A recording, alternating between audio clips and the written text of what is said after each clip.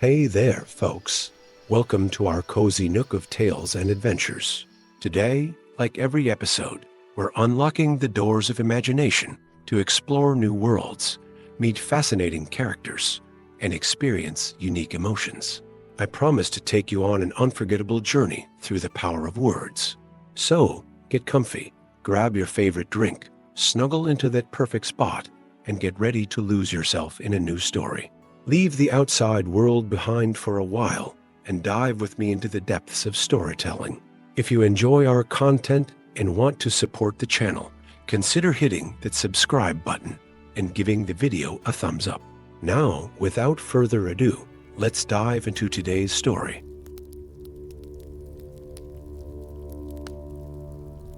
As the sun dipped below the horizon, painting the sky in hues of lavender and gold, a gentle breeze whispered through the meadow, carrying with it the sweet scent of wildflowers. In this enchanted glade, where the veil between worlds grew thin as twilight descended, the first fairy rings of the evening began to sprout from the lush, vibrant grass. The meadow stretched out like a verdant sea, dotted with islands of colorful blooms. Delicate bluebells swayed in the fading light, their tiny bell-shaped flowers chiming a silent melody. Patches of golden buttercups reflected the last rays of sunlight, creating pools of warm radiance amidst the green. Tall, graceful foxgloves stood like sentinels at the meadow's edge, their speckled purple blossoms nodding sagely in the evening air. As daylight retreated, the meadow's daytime inhabitants began to settle in for the night. A family of rabbits, their fur soft and gray in the dimming light, hopped lazily back to their burrow, pausing occasionally to nibble on tender blades of grass. In the branches of a nearby oak tree, a pair of wood pigeons cooed softly to each other, their gentle voices a lullaby to the forest. The air hummed with the gentle buzzing of bees, their day's work nearly done. These diligent creatures, with their fuzzy bodies and delicate wings, moved from flower to flower, collecting the last drops of nectar before returning to their hive. Their steady drone blended harmoniously with the soft rustling of leaves in the breeze, creating a soothing natural symphony.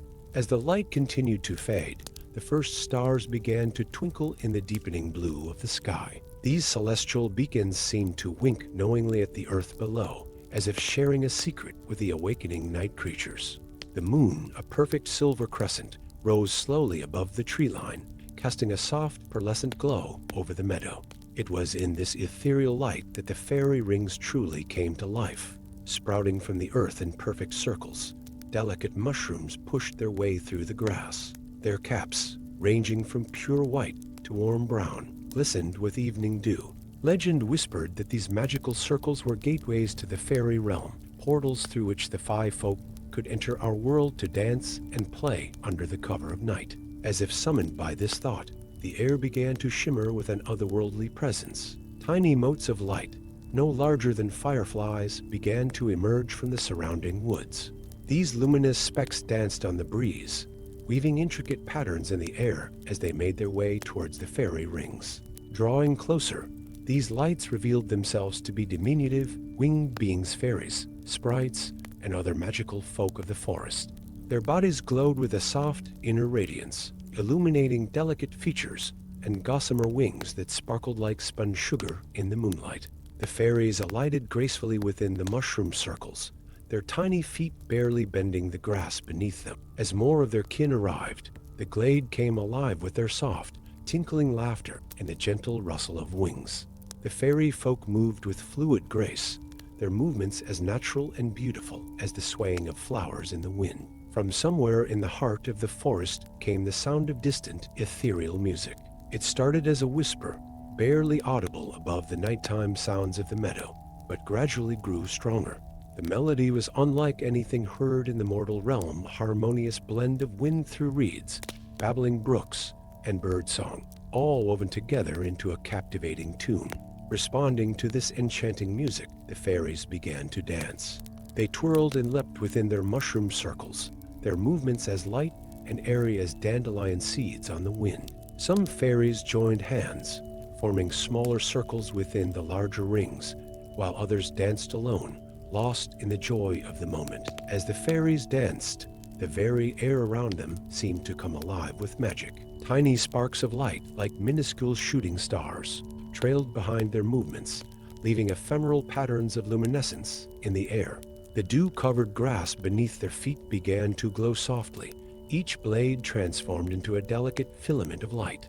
Above the dancing fireflies emerged to join the celebration. These earthly cousins to the fairy lights blinked on and off in a mesmerizing display, their gentle illumination complementing the otherworldly glow of the fairy folk. The fireflies wove in and out among the dancers, creating a living, three-dimensional tapestry of light and movement. In the branches of the surrounding trees, owls watched the proceedings with wise, unblinking eyes.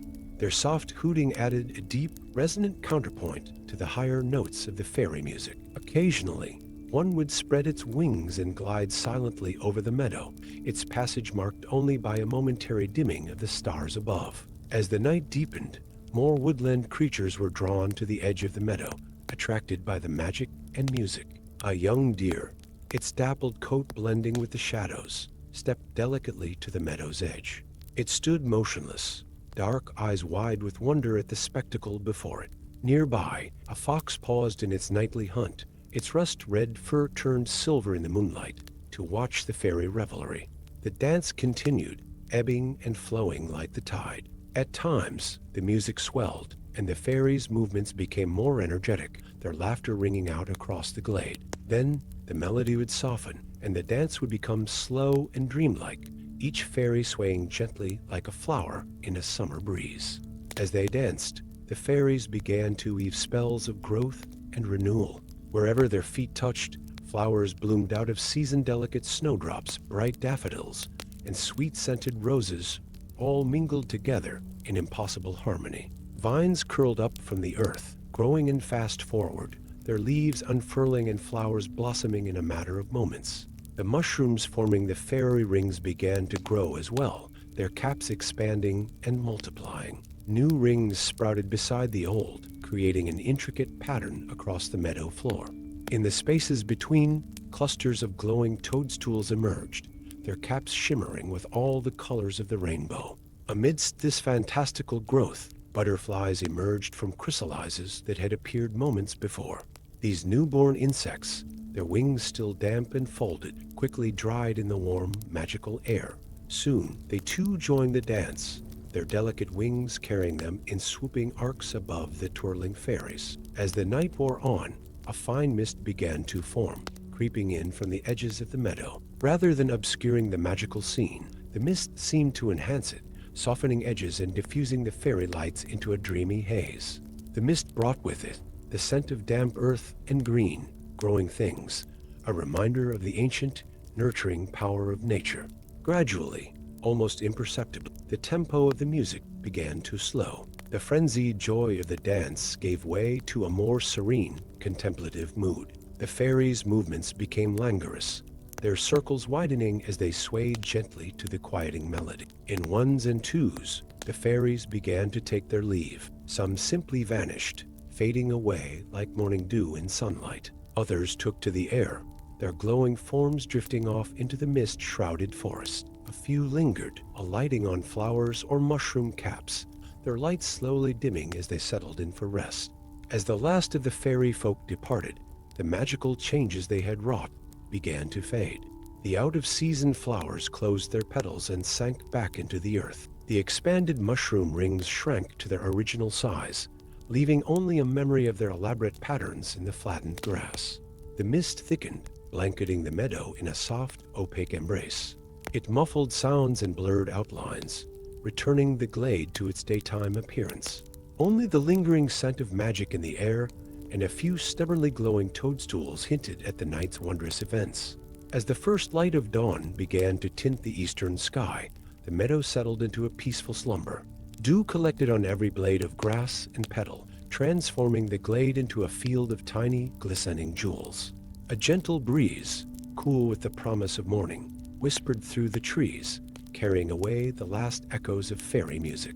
In the growing light, an early rising thrush began to sing, its clear, sweet notes heralding the new day. Slowly, the meadow's daytime denizens began to stir. Bees emerged from their hive, ready to begin their daily work. Butterflies unfurled their wings, shaking off the night's dew before taking flight. And there, in the heart of the meadow, the fairy rings stood as they always had, simple circles of mushrooms in the grass, giving no hint of the magic they had witnessed.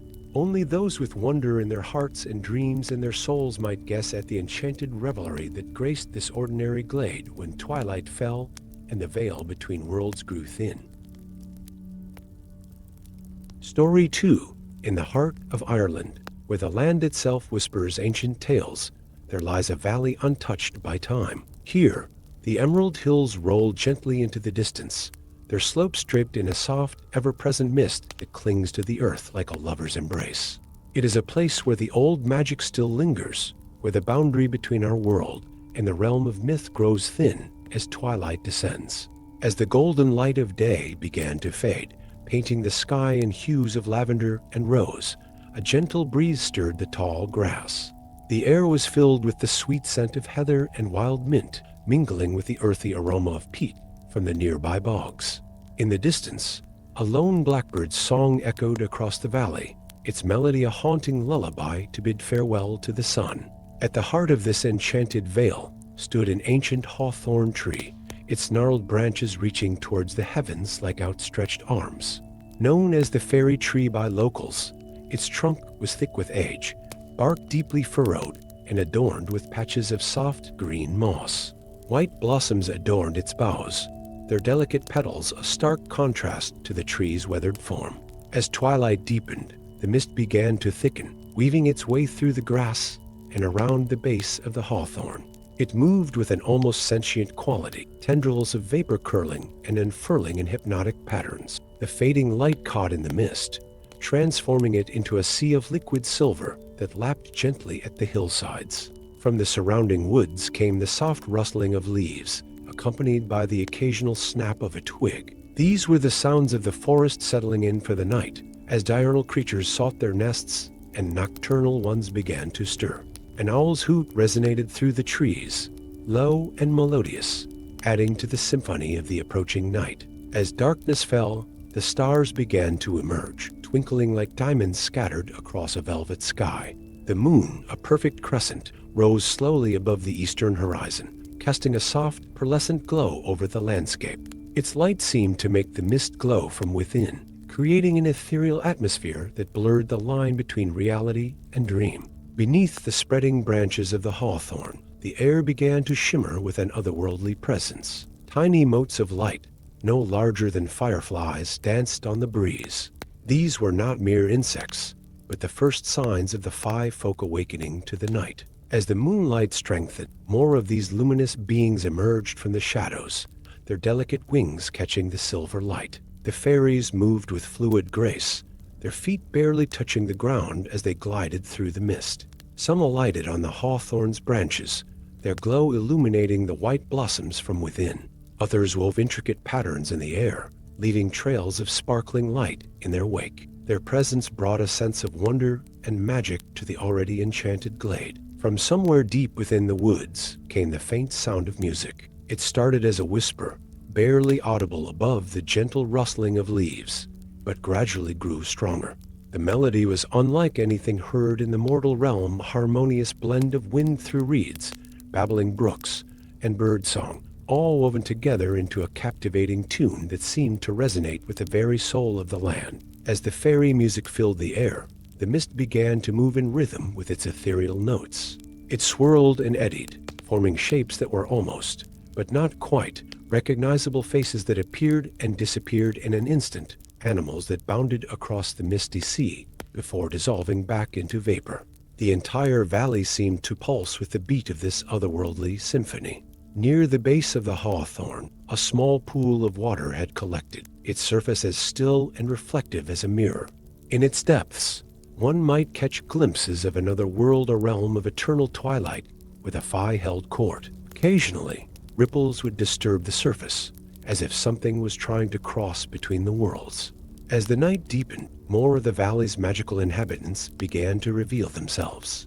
A group of leprechauns, their red caps bobbing in the mist, emerged from a nearby hollow. They moved with a curious mix of stealth and mischief, their eyes glinting with secret knowledge as they scurried about their mysterious business. From the shadows of the forest, a majestic stag appeared, its antlers crowned with moonlight. This was no ordinary creature, but a spirit of the woods, as ancient as the land itself. It moved with quiet dignity through the misty glade, pausing briefly by the hawthorn tree, as if paying respects to a fellow guardian of the old ways. High above, a flock of wild geese passed overhead, their haunting calls drifting down to the valley below. In Irish lore, these birds were said to carry the souls of the departed, and their passage seemed to thin the veil between worlds even further. For a moment, the mist parted, offering a fleeting glimpse of shadowy figures dancing on the hillside, the ghosts of ancient warriors and long-forgotten kings. As midnight approached, the fairy revelry reached its peak. The music swelled, filling the valley with its enchanting melody. The five folk danced with abandoning, their movements as fluid and graceful as the mist that swirled around them. Flowers bloomed beneath their feet, unfurling in a matter of seconds before fading back into the earth. At the stroke of 12, a hush fell over the valley. The music faded to a whisper, and even the mist seemed to hold its breath. All eyes turned to the hawthorn tree, which began to glow with a soft, golden light. Slowly, majestically, a figure emerged from within the trunk, the fairy queen herself, come to bless the gathering with her presence. Her beauty was beyond mortal comprehension, her form shifting and changing like the mist itself. One moment, she appeared as a young maiden with flowers in her hair, the next as a wise crone with eyes that held the wisdom of ages. She moved through the glade, her touch bringing life and magic to everything she passed. As the fairy queen made her way around the valley, the very land seemed to respond to her presence. The grass grew greener, the flowers bloomed more vibrantly, and even the stars seemed to shine brighter in her wake. She paused at the reflective pool, gazing into its depths with eyes that saw far beyond the surface. With a gesture as gentle as a summer breeze, the queen beckoned to the gathered fae. They came to her, bowing and curtsying, their lights dimming in deference to her radiance. She spoke to them in a language too beautiful for mortal ears to comprehend, her voice like the sound of crystal streams and silver bells. As the first light of dawn began to tint the eastern sky, the fairy queen returned to the hawthorn tree. With a final, benevolent smile, she melted back into its trunk, leaving behind a shower of golden sparkles that settled on the grass like dew. The five folk began to disperse, some vanishing into thin air, others retreating to hidden hollows and secret glades. The mist, which had thinned during the fairy revels, began to thicken once more, obscuring the signs of the night's magic. The flowers that had bloomed so suddenly closed their petals and sank back into the earth. The enchanted lights faded, replaced by the soft glow of the approaching dawn. As the sun peeked over the horizon, its rays piercing through the mist, the valley gradually returned to its daytime appearance. Birds began to stir, their morning songs replacing the fairy music that had filled the night. A gentle breeze swept through the glade, carrying away the last whispers of magic. To a casual observer, the valley might now appear ordinary, just another beautiful piece of the Irish countryside. But for those who knew where to look, the signs of the night's wonders remained. A circle of mushrooms that hadn't been there the day before. Unexplained patterns in the dew-covered grass. And always, standing sentinel at the heart of it all, the ancient hawthorn tree, its branches swaying gently in the morning breeze, as if still dancing to some unheard melody. As the new day fully dawned, the valley settled into a peaceful quiet. The mist began to lift, revealing the lush green landscape in all its sun-dappled glory. But the magic lingered, a subtle undercurrent felt by all who passed through this special place. For in this timeless corner of Ireland, where the veil between worlds grew thin with each twilight, the ancient tales lived on, waiting patiently for the next nightfall to bring their wonders to life once more.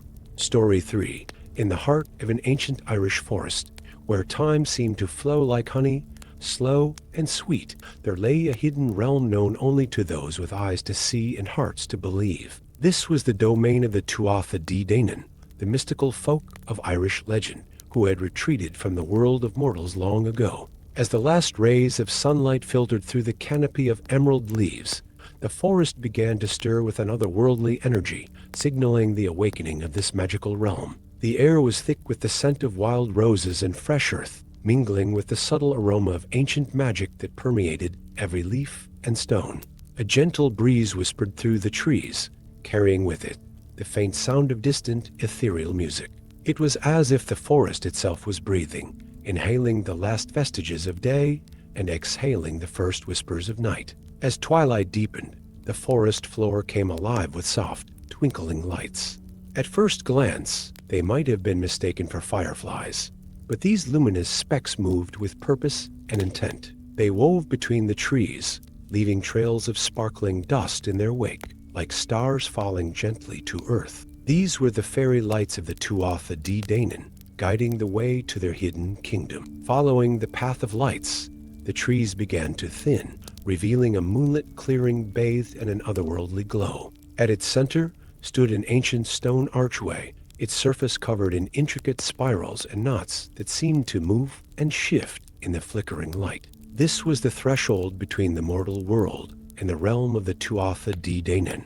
As the moon rose higher in the sky, casting its silver light upon the arch, the air around it began to shimmer and ripple like the surface of a disturbed pond. Slowly, gracefully, figures began to emerge from the wavering air. They were the Tuatha De Danann themselves, returning from their daily sojourns in the mortal realm. First came Brigid, the goddess of poetry, healing, and smithcraft. Her hair shimmered like spun gold, and her eyes held the wisdom of ages. She moved with fluid grace, her feet barely touching the ground as she glided through the arch. In her wake, flowers bloomed and the air filled with the sweet scent of honey and herbs. Following Brigid came Dagda, the good god, his mighty frame softened by the ethereal light. In one hand, he carried his magical harp, capable of playing music that could change the very seasons.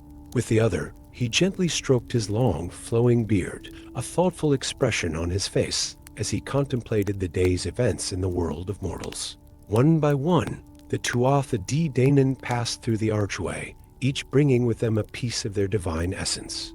Lu, the many-skilled god, his spear glinting in the moonlight. Danu, the mother goddess, her presence bringing a sense of warmth and comfort to the clearing. Manannan Mac Lir, the sea god, trailing the scent of salt and seaweed as he moved. As the last of the Tuatha De Danann entered their realm, the forest around them began to transform.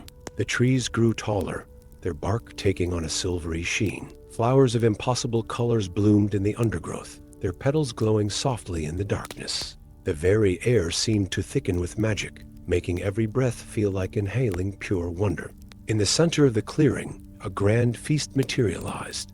Long tables made of polished wood that seemed to have grown straight from the forest floor were laden with dishes that defied mortal description. Fruits that shimmered like jewels, breads that steamed with enticing aromas, and goblets filled with drinks that sparkled like liquid starlight. The Tuatha De Danann gathered around the tables, their laughter and conversation filling the air with a melodious hum. Dagda took his place at the head of the table, his mighty frame dwarfing the ornate chair beneath him. With a wave of his hand, he summoned his magical harp, which floated gently to rest beside him. As the feast began, Dagda's fingers brushed across the strings of his harp. The music that flowed forth was unlike anything heard in the mortal realm. It was the sound of starlight on dewdrops, of wind through ancient stones, of time itself flowing like a river. The notes wove through the air, touching each of the Tuatha De Danann and filling them with renewed vitality. Under the influence of Dagda's music, the very forest seemed to come alive. The trees swayed in rhythm, their leaves rustling in harmony with the celestial melody. Flowers opened and closed their petals in time with the beat, releasing puffs of luminous pollen into the air. Even the stars above seemed to twinkle in sync with the otherworldly tune. As the night wore on, the feast gave way to dancing. The Tuatha De Danann moved with inhuman grace, their feet barely touching the ground as they twirled and leapt. Brigid led a circle dance, her movements fluid and mesmerizing. Lu demonstrated his many skills with an acrobatic display that defied the laws of nature. Manannan Mac Lir's dance mimicked the ebb and flow of the tides, drawing the others into its rhythm. Throughout the revelry, the forest continued to pulse with magic. Fireflies danced among the trees, their lights blending with the fairy lights to create a dazzling display. Butterflies with wings of gossamer and gold fluttered through the air, alighting on the shoulders and hair of the dancing gods. The very air sparkled with motes of magical energy, swirling and eddying with each movement of the dancers. As the night deepened, the celebration began to wind down. The Tuatha De Danann drifted away from the clearing in twos and threes, retreating to their own magical domains within the forest. Some disappeared into the trunks of ancient trees, others melted into babbling brooks or vanished in swirls of mist. Brigid was the last to leave the clearing. With a gentle wave of her hand, she blessed the space, ensuring that the magic of the night would linger. Flowers bloomed in her footsteps as she made her way to a nearby spring. There, she knelt and whispered words of power into the water, imbuing it with healing properties for any mortal lucky enough to stumble upon it. As dawn approached, the forest began to shift once more. The vibrant colors of the night faded to more earthly hues, though no less beautiful. The fairy lights dimmed and retreated, hiding themselves away until the next twilight. The magical mist that had filled the air thinned, revealing the forest in its daytime guise. Yet, for those who knew how to look, signs of the night's magic remained. A circle of mushrooms that hadn't been there the day before. Flowers of unusual colors blooming out of season. The lingering scent of otherworldly spices on the breeze. And always, at the heart of the clearing, the ancient stone archway stood as a silent sentinel, guarding the threshold between worlds. As the first rays of sunlight pierced through the canopy, they illuminated a scene of tranquil beauty.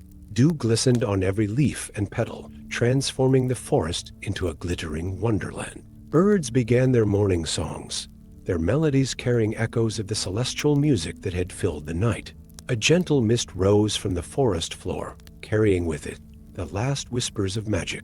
It swirled lazily around the trees, softening edges and creating an atmosphere of dreamy tranquility. In this quiet moment between night and day, between the magical and the mundane, the forest held its breath, savoring the lingering essence of the Tuatha De Danann. As the new day fully dawned, the hidden realm of the Tuatha De Danann faded from view, becoming once more a thing of legend and dream. But for those with wonder in their hearts and magic in their souls, the signs were there to be found. For in this enchanted forest, where time flowed differently and the veil between worlds was thin, the ancient tales lived on, waiting patiently for the next twilight to bring their wonders to life once more.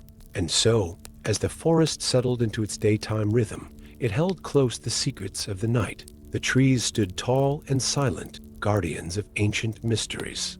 The flowers turned their faces to the sun, their petals still holding a hint of otherworldly hues. And somewhere, just beyond the edge of sight, the Tuatha De Danann slumbered, their magic a constant, comforting presence in this timeless realm where wonder and reality intertwined. Story 4. As the sun dipped below the horizon, painting the sky in soft hues of lavender and rose, an old Selkie emerged from the sea. Her silver-streaked hair clung to her weathered face, eyes twinkling with the wisdom of countless tides.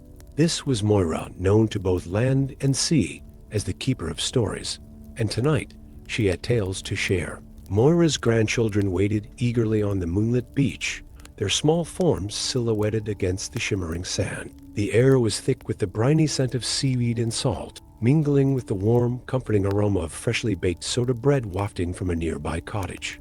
As Moira approached, the rhythmic lapping of waves against the shore seemed to soften, as if the sea itself was settling in to listen.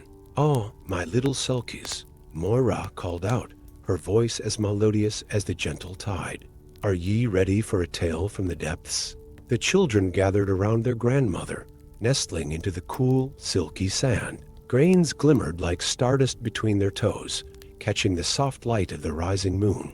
Moira lowered herself beside them, her movements fluid and graceful despite her years. Tonight, she began, her words carried on the salting breeze. "I'll tell ye of the singing stones of Inishmore." As Moira's story unfolded, the world around them seemed to fade away, replaced by the vivid tapestry of her words. She spoke of ancient rocks that rose from the sea, their surfaces etched with spirals and whirls that sang when the tide washed over them. Her voice rose and fell like the waves themselves, painting pictures in the minds of her rapt audience. The stones, Moira continued, her fingers tracing patterns in the sand, were placed there by the sea gods in times long past. They say that on nights when the moon is full and the tide is high, the songs of the stones can be heard all the way to the mainland. A cool breeze whispered across the beach, carrying with it the faint chiming of distant bells. The children huddled closer, their eyes wide with wonder. In the distance, a lighthouse beam swept across the water, its steady rhythm a counterpoint to Moira's lilting voice. As the story progressed, Moira wove in descriptions of the underwater world she knew so well. She spoke of forests of kelp that swayed in hidden currents, their fronds brushing against the bellies of curious fish. She described caves lined with luminous algae, glowing softly in the darkness like submerged constellations. And in those caves, she said, her voice dropping to a whisper that had her grandchildren leaning in close, live the merfolk of Inishmore. They tend to the singing stones, polishing them with strands of seaweed until they gleam in the moonlight.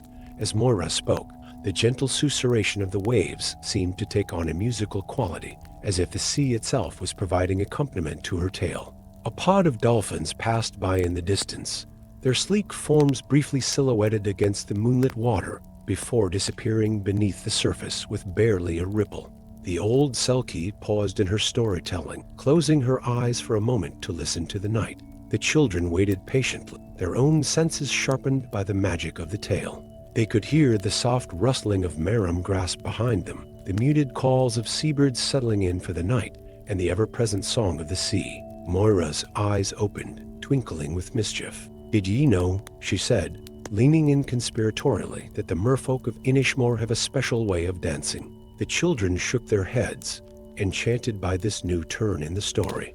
"They twirl and spin in the currents," Moira continued, her hands moving gracefully to illustrate her words. "Their fins catch the light of bioluminescent plankton, leaving trails of starlight in the water." T.I. said that on calm nights, folks on the shore can see the glow of their dances from the beach, as if on cue, a shimmer of phosphorescence bloomed in the waves lapping at the shore. The children gasped in delight, imagining the underwater dances Moira had described. The old Selkie smiled, knowing that the magic of the sea had chosen to punctuate her tale. She went on to describe the songs of the merfolk, melodies that intertwined with the music of the singing stones.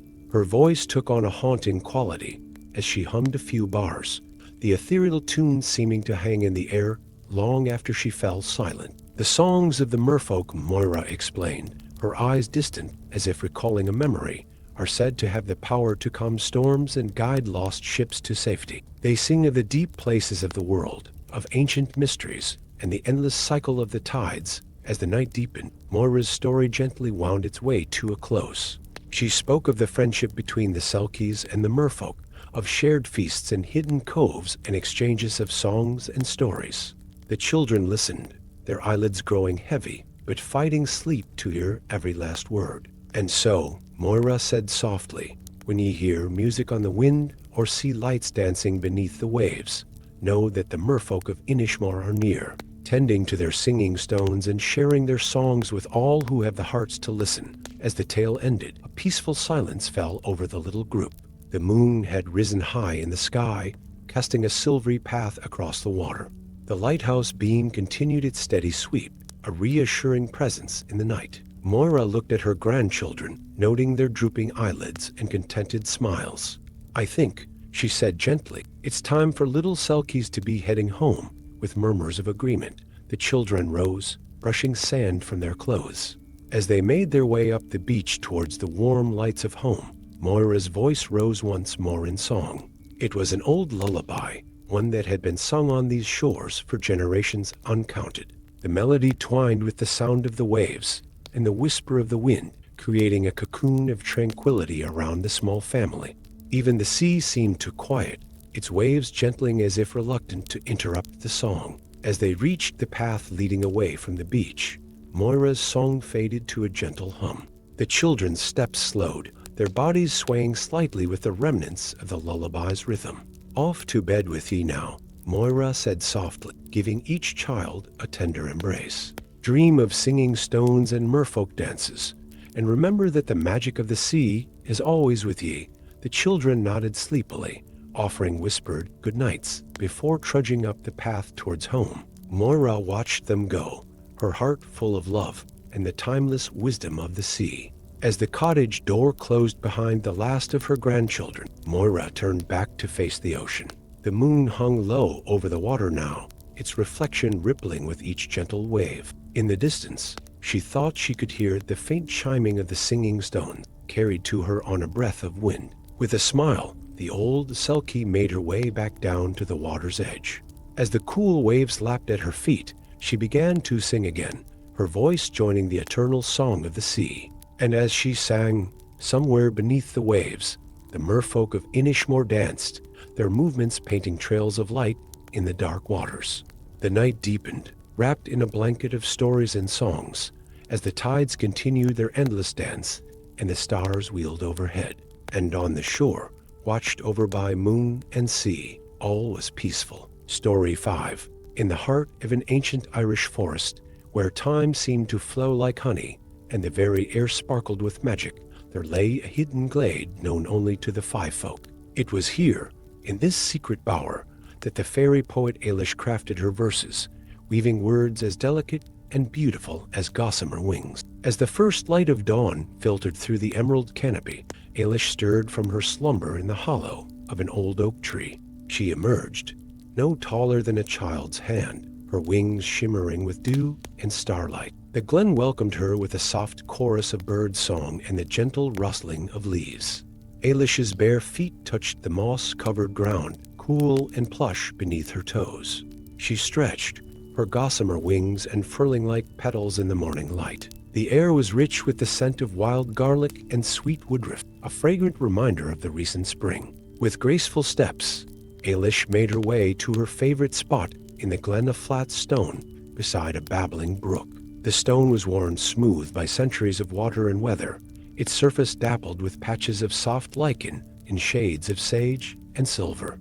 As she settled onto her natural seat, a family of red squirrels scampered by, their bushy tails flicking in greeting. The fairy poet reached for her writing implements, a quill fashioned from a heron's feather, and parchment made from delicate flower petals pressed and woven together with spider silk. The parchment was cool and silky to the touch, a canvas waiting to be filled with the magic of words.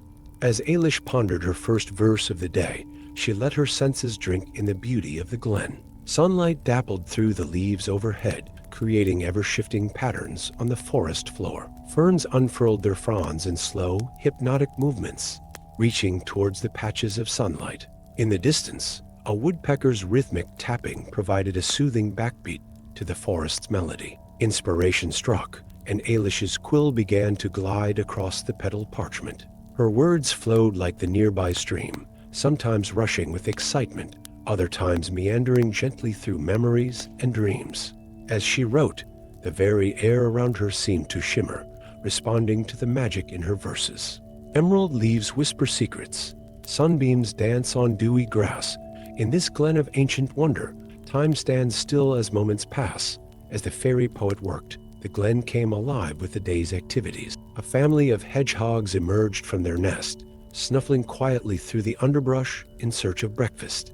Bees hummed lazily from flower to flower, their legs heavy with golden pollen. A fox slipped silently through the shadows, pausing to listen to the melody of Ailish's words before continuing on his way. The brook beside Ailish provided a constant, soothing backdrop to her composition. Its clear waters tumbled over smooth stones, creating a symphony of gentle gurgles and splashes. Occasionally, a silver fish would leap from the surface, sending ripples across the water's mirrored surface.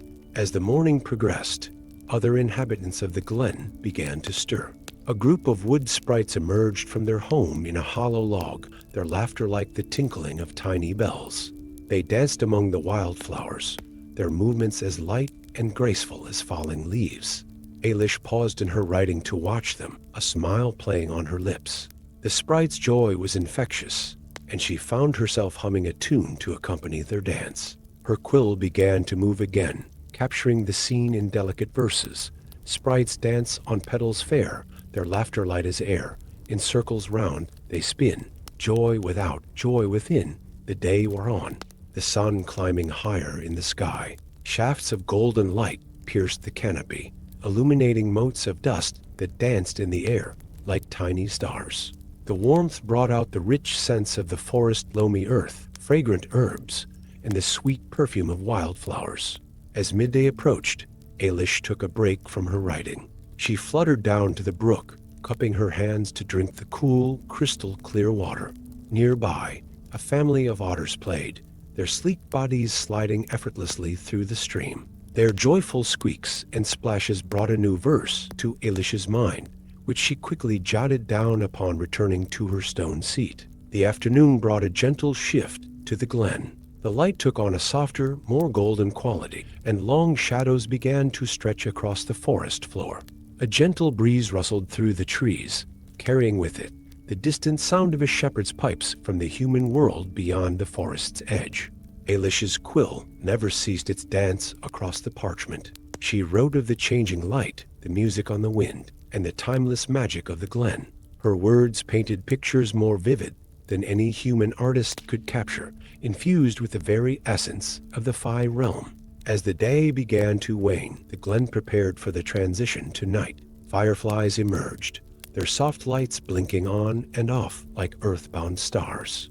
Night-blooming flowers unfurled their petals, releasing heady perfumes into the evening air. An owl hooted softly from a nearby branch, its wide eyes reflecting the last rays of the setting sun. Ailish's writing took on a more contemplative tone, reflecting the quieter energy of the evening. Day fades to twilight's embrace. Fireflies paint the air with grace. In this moment, sweet and fleet, eternity and instant meet. As darkness fell, the glen was transformed. Moonlight filtered through the leaves, casting a silver glow over everything it touched. The babbling of the brook seemed louder in the night stillness, its song a lullaby to the sleeping forest. Ailish set aside her quill and parchment, her day's work complete. She stood, stretching her wings, which glimmered in the moonlight. With a graceful leap, she took to the air, flying a lazy circuit around the glen. From above, she could see the entire tableau of her beloved home. The brook wound like a silver ribbon through the heart of the glen. Flowers nodded their heads in the gentle night breeze, their colors muted but still beautiful in the moonlight. In the branches of the trees, birds and small animals nestled in their nests, the forest's night chorus beginning to stir. Ailish alighted on a branch near the top of the old oak tree, settling in to watch the night unfold. Below her, the wood sprites had returned, this time to perform a moonlight dance. Their movements were slower now, more reverent, as if paying homage to the night's quiet beauty. As she watched, Ailish felt the day's verses swirling in her mind, blending with the magic of the moment. Without her quill and parchment, she began to softly recite, her voice barely above a whisper. In this glen where magic dwells, where time is marked by nature's spells, each day unfolds a poem true of life and love, forever new. Her words seemed to hang in the air, shimmering like the fireflies that danced below. The very trees seemed to lean in to listen, their leaves rustling in quiet appreciation. As the night deepened, Ailish made her way back to her hollow in the oak tree. She carefully stored her day's writings, each petal page a treasure trove of the glen's magic and wonder. With a contented sigh, she settled into her bed of soft moss and flower petals. The sounds of the nighttime forest enveloped her like a lullaby, the gentle hooting of owls, the rustle of small creatures in the underbrush, the ever-present song of the brook. As Ailish drifted off to sleep, her mind was already composing verses for tomorrow, each word a celebration of the endless beauty and magic of her beloved glen. And so, the night passed in the fairy poet's glen, a realm of perpetual wonder, where every moment was a verse waiting to be written, every sight and sound a poem unfolding in the heart of the ancient forest. Here, in this timeless space, the magic of words and nature intertwined, creating a symphony of beauty that would endure as long as there were those with the hearts to listen and the imagination to believe. Story 6. Beneath the roots of an ancient oak tree, in a cozy burrow lined with moss and fragrant herbs, lived Finnegan the leprechaun. Known far and wide for his skill with leather and thread, Finnegan crafted the most exquisite shoes for the fairy folk. As the first rays of dawn filtered through the earth above, casting a warm, golden glow into his underground workshop, Finnegan stirred from his slumber, ready to begin another day of magical shoemaking. The air in Finnegan's workshop was thick with the comforting scent of beeswax candles, their soft light dancing across the walls and illuminating the intricate tools of his trade. Shelves lined with jars of colorful threads, pots of shimmering fairy dust, and rolls of the softest leather imaginable surrounded his workbench. The gentle tick-tock of a grandfather clock, fashioned from a hollowed-out acorn, kept steady time in the corner. Finnegan stretched, his joints creaking pleasantly as he shook off the remnants of sleep. His long, silver beard caught the candlelight, glinting like spun moonbeams. With practiced ease, he slipped on his own well-worn shoes a pair of soft leather slippers adorned with golden buckles that never tarnished. As he settled onto his workbench, a hand-carved chair cushioned with tufts of cloud-soft cotton, Finnegan breathed in deeply, savoring the mingled aromas of leather, wood polish, and the faint sweetness of honey from his candles. The familiar scent centered him, easing him into the rhythm of the day ahead. Finnegan reached for his ledger, a tome bound in emerald green leather with pages as thin and delicate as butterfly wings. He ran a gnarled finger down the list of orders, humming softly to himself. "Oh," he murmured, his voice as warm and rich as aged whiskey. "Today, we'll be crafting dancing slippers for the fairy princess." With a purpose in mind, Finnegan began to gather his materials. He selected a roll of leather so supple it seemed to flow like water through his hands. The hide had been tanned using a secret process involving moonlight and dewdrops, giving it an otherworldly shimmer.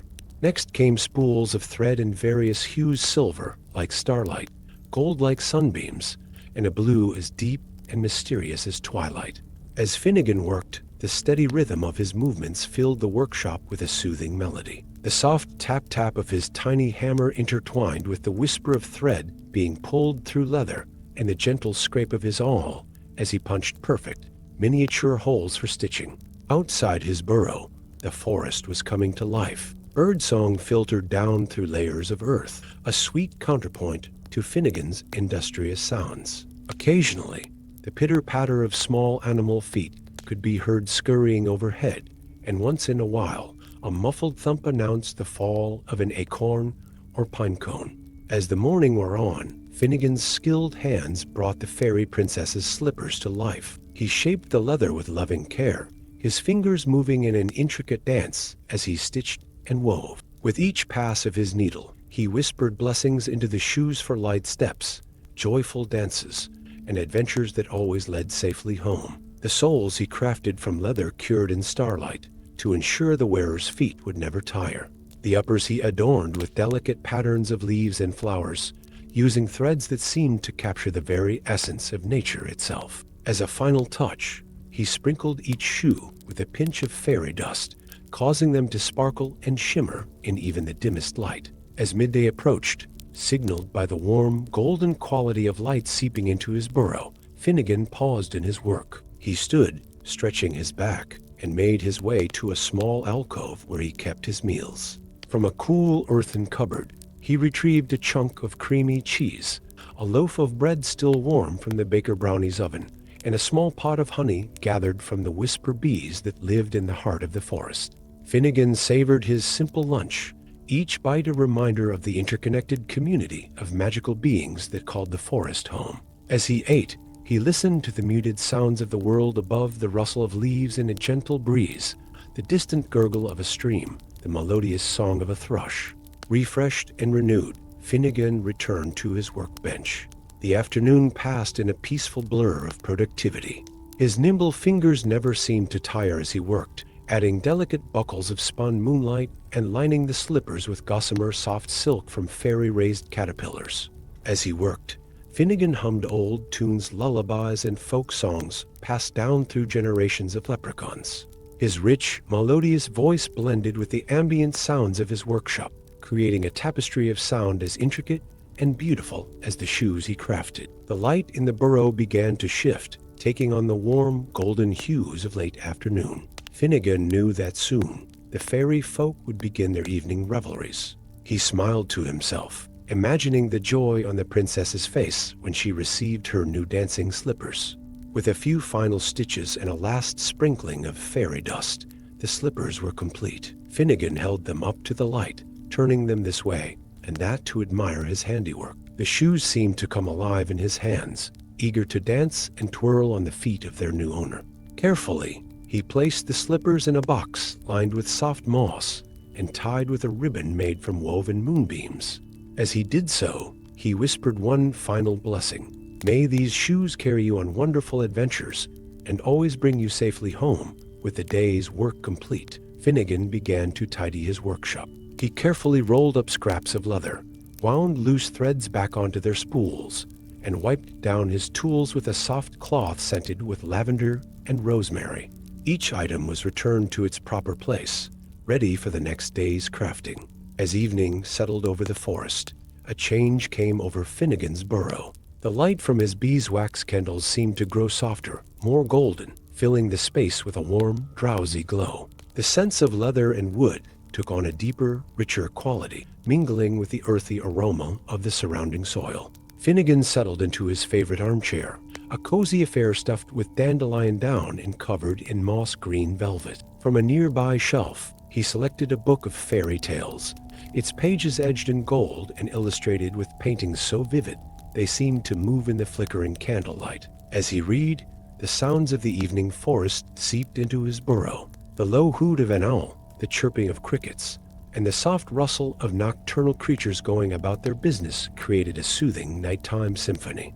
Gradually, Finnegan's eyes began to grow heavy. He marked his place in the book with a ribbon woven from a moonbeam and set it aside. With slow, deliberate movements, he prepared for bed, changing into nightclothes of the softest cotton and washing his face in a basin of cool, clear spring water.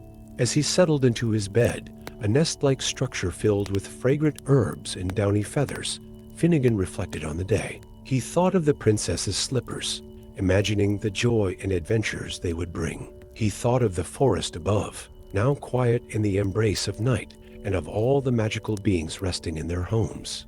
The rhythmic ticking of his acorn clock and the distant murmur of the stream lulled Finnegan towards sleep. His last conscious thought was of tomorrow's projects, of the shoes yet to be made and the magic yet to be woven. And so, as the moon rose high above the ancient oak, casting silver light through layers of earth and root, Finnegan the leprechaun drifted into peaceful slumber. In his cozy burrow, surrounded by the tools of his trade and the fruits of his labor, he dreamed of dancing shoes and laughing fairies, of moonlit glades and sunlit meadows. The night deepened, wrapping the forest in a blanket of tranquility. And in his underground workshop, Finnegan slept on, his gentle snores joining the nighttime chorus of the magical wood. Tomorrow would bring new shoes to craft, new blessings to weave, and new wonders to create. But for now, all was still, all was peaceful, in the leprechaun's workshop beneath the ancient oak. Story 7. In the heart of an ancient Irish forest, where the trees whispered secrets to the wind and the very air sparkled with magic, there lived a leprechaun named Fergus. Unlike his kin who are known for their mischief and gold-hoarding ways, Fergus found his joy in the art of shoemaking. His workshop, nestled in the hollow of a giant oak tree, was a haven of creativity and warmth, where he crafted the most exquisite shoes for the fairy folk. As the first light of dawn filtered through the canopy above, casting dappled shadows on the forest floor, Fergus stirred from his slumber.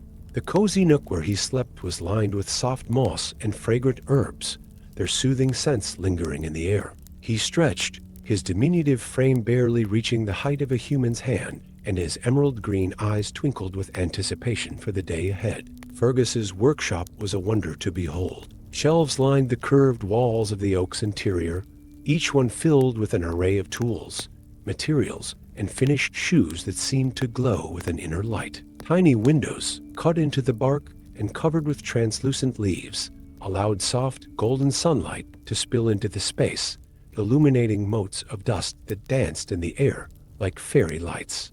The leprechaun padded across the smooth wooden floor, his own well-worn shoes making a gentle tapping sound with each step. He paused at his workbench, a beautifully carved piece of oak that had served him for centuries.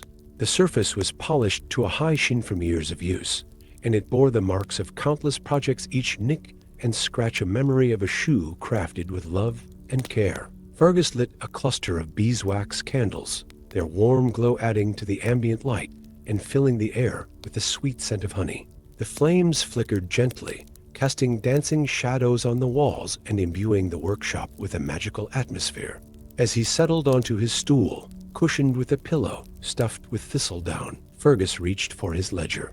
The book was bound in soft leather, dyed a deep forest green, its pages filled with orders from various fairy folk. His gnarled fingers, strong and nimble from years of craftsmanship, traced down the list until he found today's task, a pair of dancing shoes for a young sylph. With a contented sigh, Fergus began to gather his materials.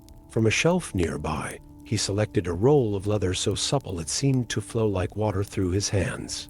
The hide had been tanned using a secret process involving moonlight and dewdrops, giving it an otherworldly shimmer. Next came spools of thread in various hues, silver like starlight, gold like sunbeams, and a blue as deep and mysterious as twilight. As Fergus worked, the steady rhythm of his movements filled the workshop with a soothing melody. The soft tap-tap of his tiny hammer intertwined with the whisper of thread being pulled through leather and the gentle scrape of his awl as he punched perfect, miniature holes for stitching. Outside the oak tree, the forest was coming to life. Birdsong filtered through the windows, a sweet counterpoint to Fergus's industrious sounds.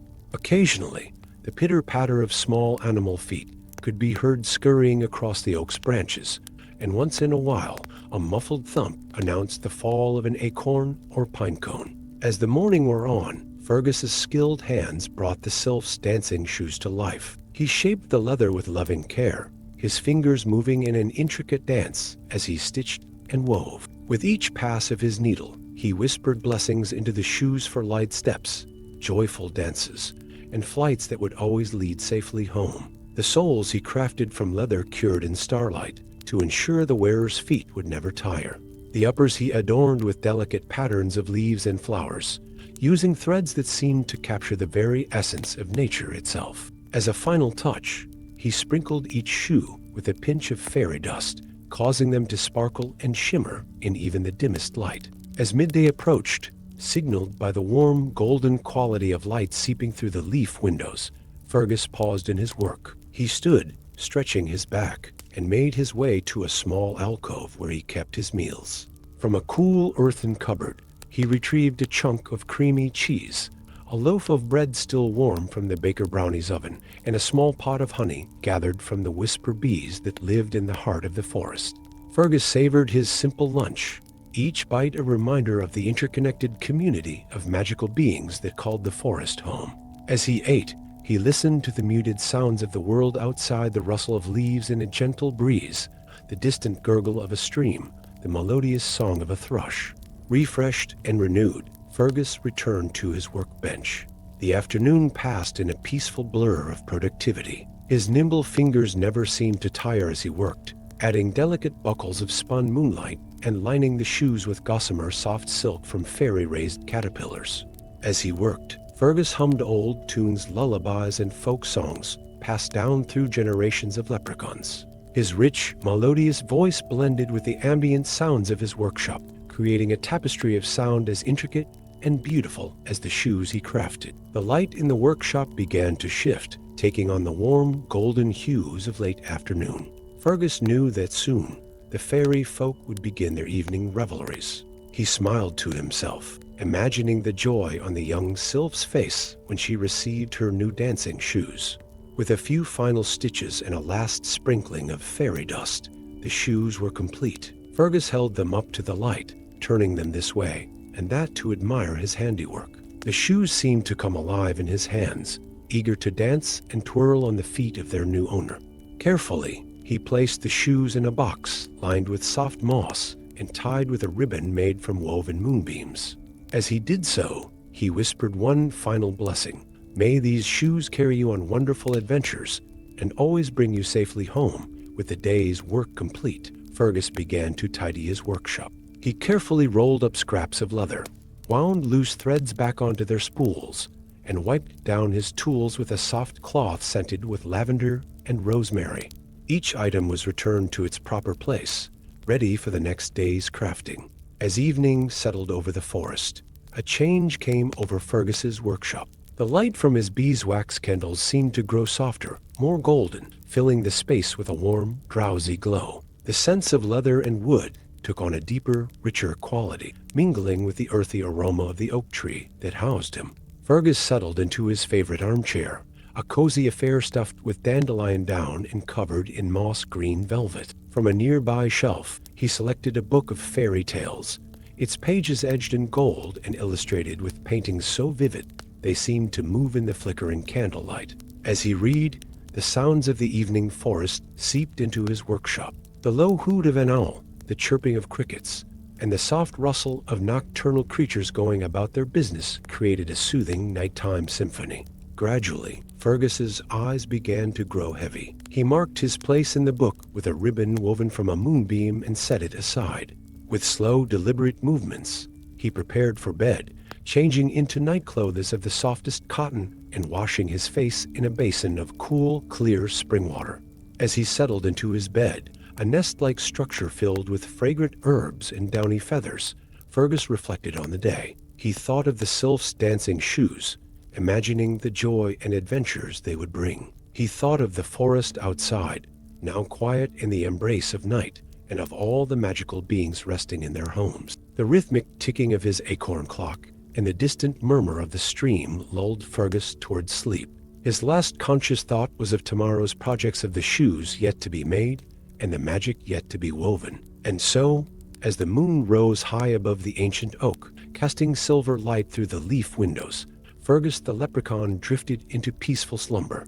In his cozy workshop, surrounded by the tools of his trade and the fruits of his labor, he dreamed of dancing shoes and laughing fairies, of moonlit glades and sunlit meadows. The night deepened, wrapping the forest in a blanket of tranquility. And in his workshop within the great oak, Fergus slept on, his gentle snores joining the nighttime chorus of the magical wood. Tomorrow would bring new shoes to craft, new blessings to weave, and new wonders to create. But for now, all was still, all was peaceful, in the leprechaun's workshop in the heart of the ancient forest. Story 8. MJ developed the full story for idea number 9. Start with a compelling hook to capture the listener's attention. Write the story using approximately 1,500 words, narrated in a warm third-person voice. Use rich, sensory descriptions to create a vivid mental landscape. Incorporate peaceful ambient details and gentle background elements where appropriate. Maintain a steady, engaging pace throughout the narrative, using a mix of sentence structures and evocative language. Focus on showing rather than telling, allowing the listener to feel immersed in the setting. Include moments of quiet reflection or gentle action that naturally flow with the story. Avoid any sudden plot twists or tension-building elements. Throughout the story, simply narrate the events and descriptions without repeatedly instructing the listener to relax or imagine themselves in specific situations. The goal is to tell an engaging, soothing story that naturally promotes relaxation through its content and tone. The Fairy Queen's garden in the heart of an ancient forest, where the boundary between our world and the realm of magic blurred like morning mist, there lay a garden unlike any other. This was the private sanctuary of Titania, the Fairy Queen, a place where every bloom held a story, and the very air shimmered with enchantment. As the first light of dawn kissed the treetops, painting the sky in soft hues of pink and gold, the garden began to stir from its nightly slumber.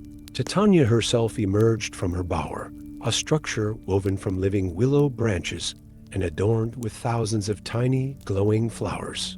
Her gossamer wings caught the early morning light, scattering rainbow hues across the dewy grass.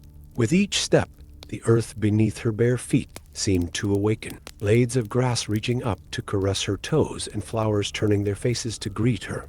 The Fairy Queen paused, breathing in the rich tapestry of scents that filled her garden. The air was heavy with the sweet perfume of night-blooming jasmine, its white flowers still open in the cool morning air. Mingling with this was the fresh, green scent of new growth and the earthy aroma of rich soil tended by countless generations of fairy gardeners.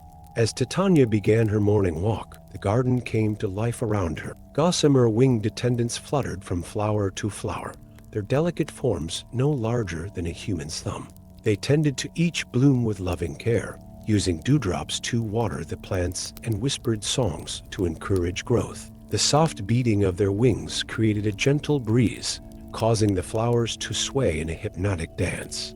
The path beneath Titania's feet was a wonder in itself. Made of luminous pebbles that seemed to glow from within, it wound through the garden like a ribbon of starlight. Each stone was unique, some swirling with galaxies of color, others pulsing gently like a heartbeat. As the fairy queen walked, the path responded to her presence, the lights beneath her feet growing brighter and leaving a trail of twinkling stars in her wake. Titania's garden was a testament to the magic of the natural world, amplified and nurtured by fairy enchantment. Here, flowers bloomed in impossible colors, roses of deepest midnight blue, lilies that shimmered with all the colors of the rainbow, and orchids that glowed like captured moonlight.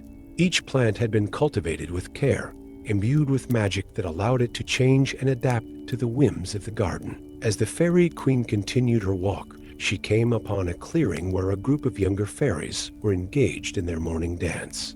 Their movements were graceful and fluid, each step leaving a trail of sparkling fairy dust in the air. The dance was more than mere revelry.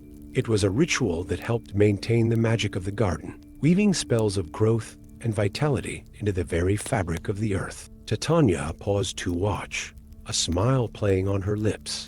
The air around the dancers shimmered with magic, causing the nearby flowers to change color in rhythm with the dance.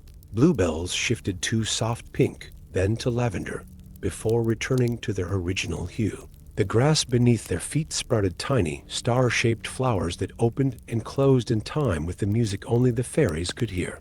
Moving on, the fairy queen approached a series of fountains that formed the heart of her garden. These were no ordinary water features, but living works of art crafted from liquid starlight.